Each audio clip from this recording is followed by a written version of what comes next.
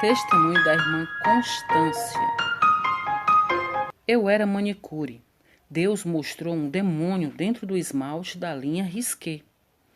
Os nomes dos esmaltes são todos consagrados. Rebu, Sete Pecados e etc. Deus mandou eu tirar tudo, esmalte, maquiagem, tinta de cabelo e tudo o que mudasse a minha imagem e semelhança da dele.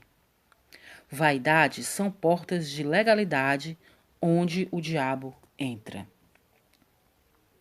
Aleluia, louvado seja o nome do Senhor. Irmãos, esse testemunho da irmã Constância é muito importante.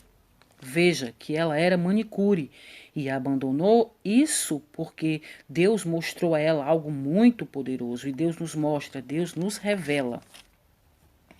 Veja, em Mateus, no capítulo 6, 24, diz assim: não se pode servir a dois senhores, ou se amará um e odiará o outro, ou se dedicará a um e desprezará o outro, mas não podeis servir a Deus e a Mamão.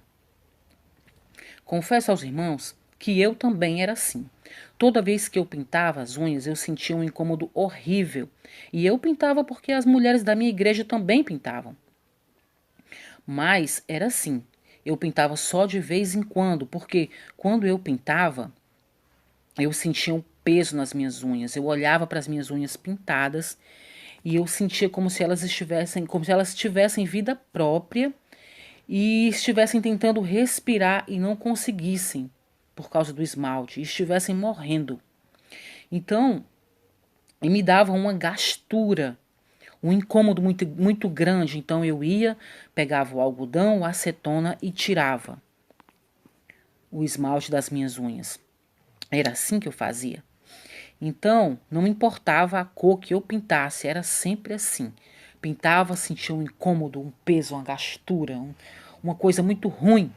E eu ia lá e tirava o esmalte. Outra vez eu estava vendo umas fotos de umas unhas pintadas num site. E Deus falou para mim assim: a mulher cristã tem unhas e não garras. Porque as unhas que eu estava vendo eram unhas pintadas muito chique, mas enormes. E elas estavam serradas de forma a ficarem bem pontudas, parecendo realmente garras. Mas o Senhor me disse: a mulher cristã tem unhas e não garras. Então eu entendi que tem que haver uma diferença da mulher de Deus e da mulher do mundo. Então, temos que ouvir o que Deus nos fala. Eu estou contando o testemunho dessa irmã aqui para que vocês entendam que Deus tem falado a muitas de nós. Vamos ouvir umas às outras porque Deus tem falado. Amém?